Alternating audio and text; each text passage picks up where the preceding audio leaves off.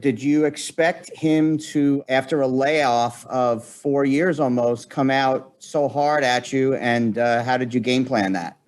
Yeah, I expected him to come out hard because he had an opportunity on this card just like I did. So if he wanted to turn his career around, this was the opportunity too against an undefeated fighter. So I expected him to come out hard. The fight should have been stopped in the 7th when his corner threw the towel in, but he refused to stop. So like I said, that's the first time I've ever seen it. But I tipped my hat to him. He was tough. He was tough as hell. And what do you feel like is next for you?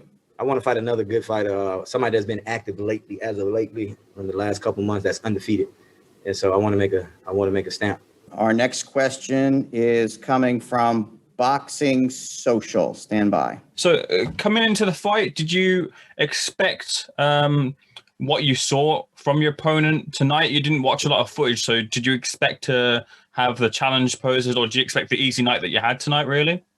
Nah, I mean, I knew I was a better boxer than him. It was just had to stick to the game plan. And I got off of it a few times. I wasn't going to the body enough early. When I started going to it late, it worked because I put him down in the 6th and the 7th from body shots. If I'd have stuck to that game plan in rounds 1, 2, and 3, it wouldn't have went the whole fight. But like I said, I gave myself a B- performance. I still got better. I'm better than that, and I got more to show. So, but I expected him to be tough. So I mean, my expectations were met as far as from what he brought. Are those the lessons then that you're taking from the fight, like going to the body more?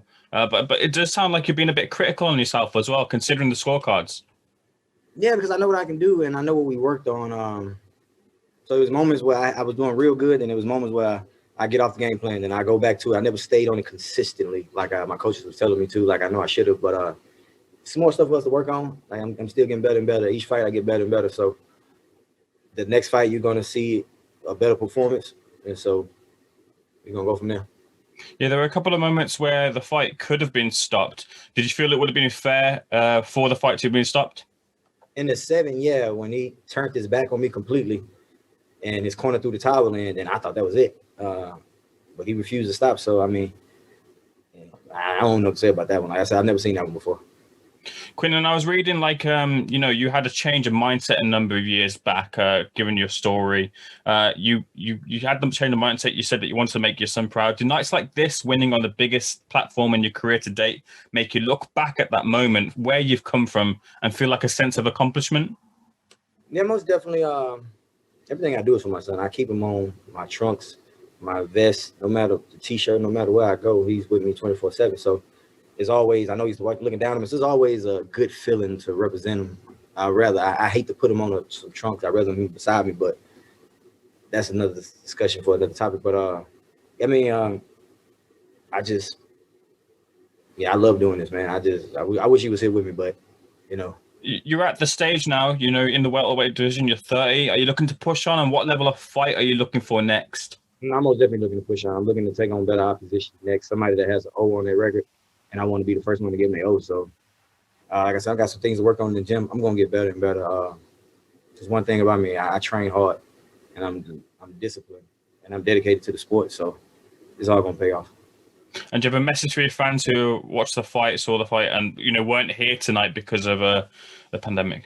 Man, I want to thank every last one of y'all for supporting me, watching me, sharing my story, being just motivating me every day. And I appreciate you. Just stick along for the ride, and I won't let you down.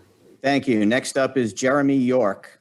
It seemed like as the fight kind of warmed up and as you kind of got warmed up with things, you seemed to like the body shots a lot more. It seemed to really put you ahead. Is that something that you like to put in your regular game, or was that just for this opponent specifically? No, I love going to the body. My last fight, I went to the body a lot because I had an aggressive opponent and had to go to his body to slow him down.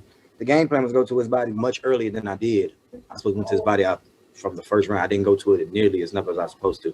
When I started to target it, it showed it was effective because he went down from the 6 and the 7 on body shots. But I love going to the body. I need to go to it more. I don't go to it enough as I should, but I'm going to change that. Obviously, a lot of people have said what's next for you and things like that. Have you put any thought into maybe being on another Triller card? Most definitely. They like what they saw and they want to have me back. I most definitely want to be on another one. What goes into your attire? You seem to really like to have a attire that pops and really gets attention. Is that just your personality coming out, or is that just something fun you like to do? This is my son all day. This was his football colors. This was his colors. So, like I said, I bring it with me every fight I go to.